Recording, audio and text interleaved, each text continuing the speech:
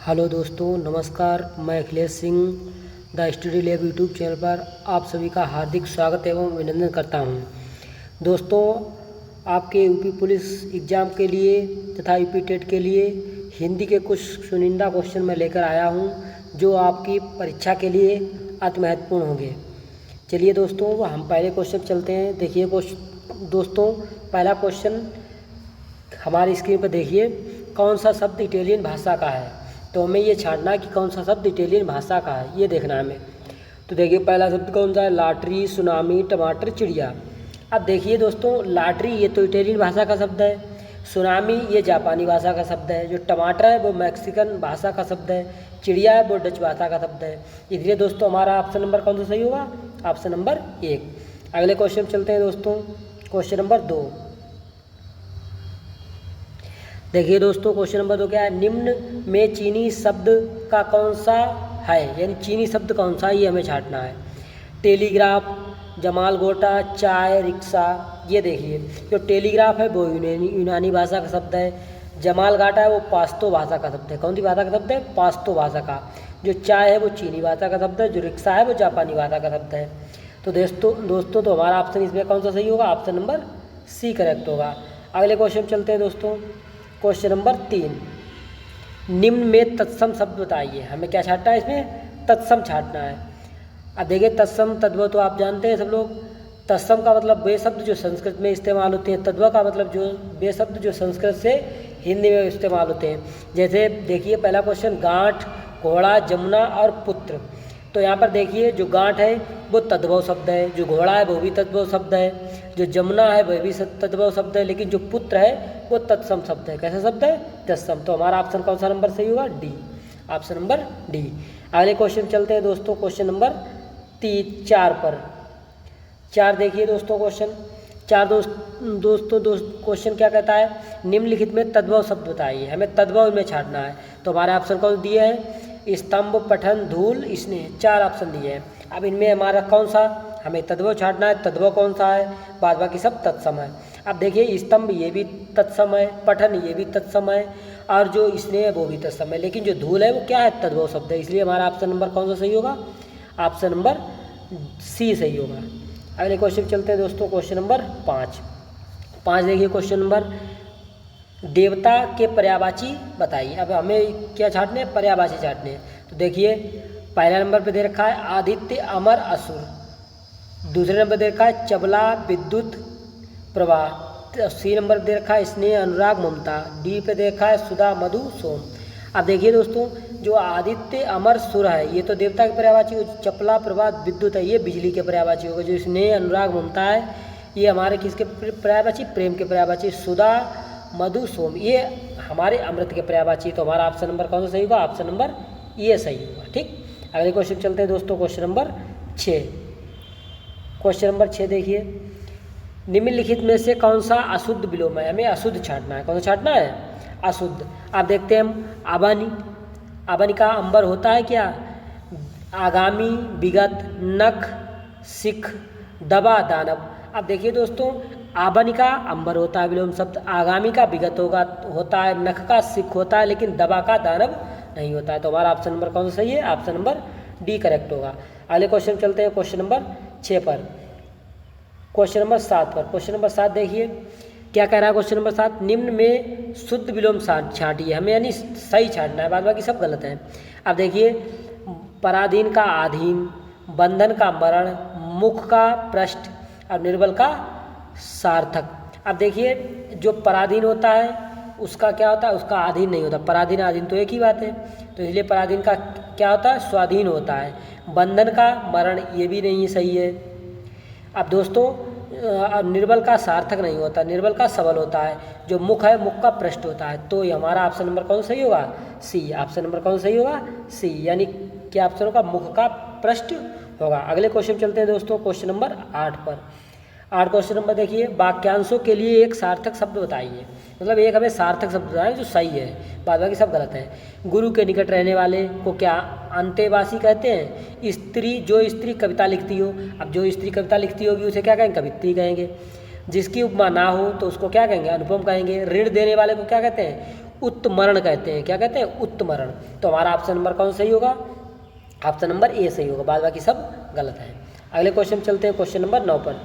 चलिए दोस्तों, तो ये समश्रुति भिन्नात्मक शब्द बताइए। समश्रुति मतलब एक जैसे लगभग शब्द होते हैं तो उनका अर्थ आपको बताना है। तो देखिए पहला कौन सा है, अमल, अम्ल। तो जो पहला अमल है इसका मतलब स्वच्छ होता है, जो दूसरा अम्ल है इसका मतलब तेजाब होता है। अंगना, अंगना, तो एक अंगना का मतलब स्त्री, दूसरे अंगना का मतलब क्या है, आंगन। एक का मतलब है अनिल, अनल, तो अनिल का मतलब हवा होता है, अनल का मतलब आग होता है। अमित का मतलब अधिक होता है, अमित का मतलब शत्रु होता है। अब देखिए हमारा इसमें ऑप्शन नंबर कौन सा सही होगा, हमें बस यही छांटना है कि कौन सा हमारा ऑप्शन नंबर सही होगा। तो दोस्तों कौन सा सही होगा आप बताइए। इसमें हमारे ऑप्शन सभी सही है।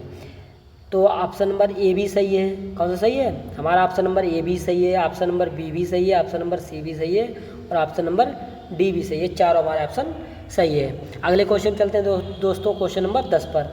10 क्वेश्चन नंबर देखिए, निम्न में अशुद्ध भिन्नार्थक शब्द छांटिए। जो इसमें क्या होगा, एक गलत होगा। अब देखिए दोस्तों, छांटते हैं हम निवृत्ति और निवृत्त। तो निवृत्ति का मतलब आवरण और निवृत्त का मतलब मुक्त। नीरज का मतलब कमल, नीरद का मतलब बादल। नग का मतलब संख्या और नाग का मतलब सर्प। नीर का मतलब पानी और नीड़ का मतलब चिड़िया। अब देखिए दोस्तों, हम यहाँ पर एनालाइज करते हैं। तो देखिए दोस्तों, निवृत्त का आवरणीय होता है, निवृत्त का मुक्त होता है, नीरज का कमल होता है, नीरद का बादल होता है, नग का संख्या होता है, नाग का सर्प होता है, नीर का पानी होता है, लेकिन नीड़ का जो नीड़ है, नीड़ का चिड़िया नहीं होता, नीड़ का घोंसला होता है। तो हमारा ऑप्शन नंबर कौन सा सही होगा, ऑप्शन नंबर डी सही होगा, क्योंकि यही हमारा गलत है, बाद बाकी सब सही है। अगले क्वेश्चन चलते हैं दोस्तों, क्वेश्चन नंबर 11। क्वेश्चन नंबर 11 देखिए, निम्न में अशुद्ध मुहावरा छांटिए। जो कहता है गलत है। अब देखिए पहला क्या दे रखा है, आन की आन यानी बहुत ही शीघ्र। आसमान फट पड़ना, आसमान फट पड़ना मतलब प्रलय आ जाना। 8 आंसू रोना यानी बहुत रोना। देखिए आज का बाग, बाग, आज का बाग होना मतलब इसका मतलब होता है खुश होना, अनपढ़ होना नहीं होता है। तो हमारा ऑप्शन नंबर कौन सा सही होगा। देखिए दोस्तों, ये ऑप्शन थोड़ा गलत टाइप हो गए, तो ये ऑप्शन हमारा जो डी दिया गया यानी आज का बाग, यही सही होगा, क्योंकि यही गलत है हमारा, बाद बाकी सब सही है। अगले क्वेश्चन चलते हैं दोस्तों, क्वेश्चन नंबर 12 पर। क्वेश्चन नंबर 12 देखिए, निम्न में अशुद्ध मुहावरा कौन सा है यानी गलत कौन सा है। ये में गाल फुलाना, गाल फुलाना का मतलब नाराज होना, ये भी सही है। खाक छानना का मतलब भटकते रहना, ये भी सही होता है। गति, गति का मतलब भागना, तो गति का मतलब भागना नहीं होता, गति का मतलब होता है मुक्ति पाना। क्या होता है, मुक्ति पाना। चांदी कटना, चांदी का मतलब, चांदी कटना मतलब खूब लाभ होना। तो हमारा ऑप्शन नंबर कौन सा सही होगा, सी सही होगा, क्योंकि यही नहीं सही है, क्योंकि गति पाना का मतलब भागना नहीं होता, गति पाना का मतलब होता है मुक्ति पाना। तो अगले क्वेश्चन चलते हैं दोस्तों, क्वेश्चन नंबर 13 क्वेश्चन नंबर देखिए, निम्न में निपात शब्द कौन से यानी निपात हमें छांटने हैं, जो हमारे वाक्यों की क्या बढ़ाते हैं, वाक्यों की शोभा बढ़ाते हैं। देखिए, ही तो मत क्या अरे भी। अब बी नंबर क्या है, जोर मोर बहे हम। सी नंबर पे है मर जर पक जक। डी नंबर पे भीतर बाहर पास दूर। तो हमारा ऑप्शन नंबर कौन सा सही होगा, ऑप्शन नंबर ए सही होगा, क्योंकि जितने भी निपात हैं वो ऑप्शन नंबर ए में दिए हुए हैं। अगले क्वेश्चन चलते हैं दोस्तों, क्वेश्चन नंबर 14 पर। देखिए क्वेश्चन नंबर 14 क्या है। 14 क्वेश्चन है, सर्वनाम के कितने भेद हैं, यानी सर्वनाम के हमें भेद छांटने हैं। अब सर्वनाम के कितने भेद है दोस्तों। देखिए जो क्रिया है, क्रिया के 4 भेद होते हैं। जो संज्ञा है, संज्ञा के 5 भेद होते हैं। सर्वनाम के 6 भेद होते हैं। तो इसलिए हमारा ऑप्शन नंबर कौन सा सही होगा, सी। ऑप्शन नंबर कौन सा सही होगा, सी। अगले क्वेश्चन चलते हैं दोस्तों, क्वेश्चन नंबर 15 पे। 15 क्वेश्चन देखिए, हिंदी के प्रथम कवि कौन माने जाते हैं, हिंदी का प्रथम कवि किसे कहा जाता है। तो देखिए, हिंदी का प्रथम कवि किसे कहा जाता है, सरपा को, रामधारी सिंह दिनकर को, सूर्यकांत त्रिपाठी निराला को, कन्हैयालाल प्रभाकर मिश्र को। तो देखिए, सरपा को हम पहला प्रथम कवि मानते हैं। किसको मानते हैं प्रथम कवि, सरपा को मानते हैं। तो हमारा ये ऑप्शन नंबर ए सही हो जाएगा। अगले क्वेश्चन चलते हैं, क्वेश्चन नंबर 16 पे। देखिए, व्याकरण के कितने भेद होते हैं। तो व्याकरण के दोस्तों कितने भेद होते हैं, व्याकरण के 3 भेद होते हैं। कितने होते हैं, व्याकरण के 3 भेद होते हैं। कौन कौन से, एक वर्ण विचार होता है, एक शब्द विचार और एक वाक्य विचार।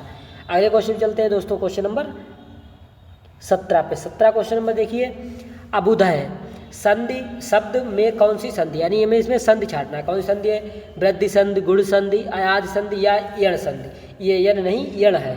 क्या है दोस्तों, यण है। क्या है, यण। तो हमारा इसमें ऑप्शन नंबर कौन सा सही होगा, डी नंबर, क्योंकि ये यण संधि का उदाहरण है। क्वेश्चन नंबर चलते हैं 18 पे दोस्तों। देखिए क्वेश्चन नंबर 18, गीतांजलि के रचनाकार कौन है। अब दोस्तों जो गीतांजलि है वो एक बहुत अच्छी कृति है, ये रविन्द्रनाथ टैगोर की लिखी हुई है। इसे इसके कारण ही जो रविन्द्रनाथ टैगोर थे उनको भारत रत्न पुरस्कार मिला था। देखिए क्वेश्चन नंबर कौन सा है, ऑप्शन नंबर हमारा कौन सा सही होगा, डी, यानी जो गीतांजलि के रचनाकार हैं वो कौन है, रविन्द्रनाथ टैगोर जी हैं। अगले क्वेश्चन चलते हैं दोस्तों, क्वेश्चन नंबर 19, आनंद मठ के रचनाकार कौन है। आनंद मठ के रचनाकार देखते हैं, बंकिम चंद्र चटर्जी, रविन्द्रनाथ टैगोर, भारतेंदु हरिश्चंद्र, मुंशी प्रेमचंद। तो देखिए दोस्तों आनंद मठ के जो रचनाकार हैं हमारे कौन है, बंकिम चंद्र चटर्जी जी हैं। अगले क्वेश्चन चलते हैं दोस्तों, क्वेश्चन नंबर 20 पर। 20 क्वेश्चन देखिए, रंगभूमि उपन्यास किसकी रचना है। अब देखिए दोस्तों जो रंगभूमि वो किसका उपन्यास है, ये हमें छाटना है। महादेवी वर्मा, सुभद्रा कुमारी चौहान, भारतेंदु हरिश्चंद्र, मुंशी प्रेमचंद। देखिए दोस्तों जो रंगभूमि हमारा उपन्यास है वो भारतेंदु हरिश्चंद्र जी का है। ठीक दोस्तों, अगले क्वेश्चन चलते हैं क्वेश्चन नंबर 21 पे। 21 क्वेश्चन नंबर देखिए, आप में कौन सा सर्वनाम है, यानी हमको सर्वनाम छाटने। तो सर्वनाम ने अभी बताया था कितने प्रकार के होते हैं, सर्वनाम 6 प्रकार के होते हैं। संज्ञा के कितने होते हैं, 5 होते हैं। क्रिया के कितने होते हैं, 4 होते हैं। तो अगले क्वेश्चन नंबर देखते हैं 21 पे। तो इसका हमारा कौन सा आंसर सही होगा, ए, क्योंकि निश्चयवाचक सर्वनाम का ये उदाहरण है। अगले क्वेश्चन चलते हैं दोस्तों, क्वेश्चन नंबर 22। क्वेश्चन नंबर 22 देखिए, भारत में राष्ट्रीय हिंदी दिवस कब मनाया जाता है। देखिए दोस्तों 2 तरीके के हिंदी दिवस है, एक तो विश्व हिंदी दिवस, एक राष्ट्रीय हिंदी दिवस। तो देखिए दोस्तों जो राष्ट्रीय हिंदी दिवस है वो 14 सितंबर को मनाया जाता है, और जो विश्व हिंदी दिवस है वो 10 जनवरी को मनाया जाता है। तो दोस्तों इसका हमारा ऑप्शन कौन सा सही होगा, ए ऑप्शन सही होगा कि 14 सितंबर को राष्ट्रीय हिंदी दिवस मनाया जाता है। अगले क्वेश्चन चलते हैं दोस्तों, क्वेश्चन नंबर 23। क्वेश्चन नंबर 23 देखिए, विश्व हिंदी दिवस कब मनाया जाता है। तो दोस्तों विश्व हिंदी दिवस अभी मैंने बताया था कब मनाया जाता है, 10 जनवरी को मनाया जाता है। और जो 14 सितंबर है, 14 सितंबर को राष्ट्रीय हिंदी दिवस मनाया जाता है। अगले क्वेश्चन चलते हैं दोस्तों, क्वेश्चन नंबर 24। क्वेश्चन नंबर 24 देखिए दोस्तों, विश्व हिंदी दिवस 10 जनवरी को कब से मनाया जाता है। देखिए दोस्तों ये कब से मनाया जाता है विश्व हिंदी दिवस, इसके लिए हमें क्या ध्यान रखना है कि 1975 से मनाया जाता है। कब से मनाया जाता है, 1975 में। क्यों मनाया जाता है, क्योंकि नागपुर में एक हमारा अंतर्राष्ट्रीय सम्मेलन हुआ था। क्या हुआ था, अंतर्राष्ट्रीय सम्मेलन हुआ था। तो अंतर्राष्ट्रीय सम्मेलन में ही पहली बार हिंदी विश्व दिवस की घोषणा की गई थी। इसी तारीख से ये मनाया जाता है, यानी 1975 से विश्व हिंदी दिवस 10 जनवरी को मनाया जाता है। अगले क्वेश्चन पे चलते हैं दोस्तों, क्वेश्चन नंबर 25 पे। देखिए दोस्तों क्वेश्चन नंबर 25, 14 सितंबर को राष्ट्रीय दिवस कब से मनाया जाता है। देखिए दोस्तों जो 14 सितंबर है वो राष्ट्रीय दिवस 1953 से मनाया जाता है। कब से मनाया जाता है, 1953 से। लेकिन जो हमारी हिंदी भाषा है उसको कब हिंदी भाषा को माना गया था, 1949 में माना गया था। और ये कब से मनाया जाता है 14 सितंबर को राष्ट्रीय हिंदी दिवस, ये 1953 से मनाया था। दोस्तों ये तो हमारे कुछ महत्वपूर्ण क्वेश्चन थे हिंदी के। अगला वीडियो आपको नेक्स्ट वीडियो अगले दिन वीडियो में मिलेगा। और दोस्तों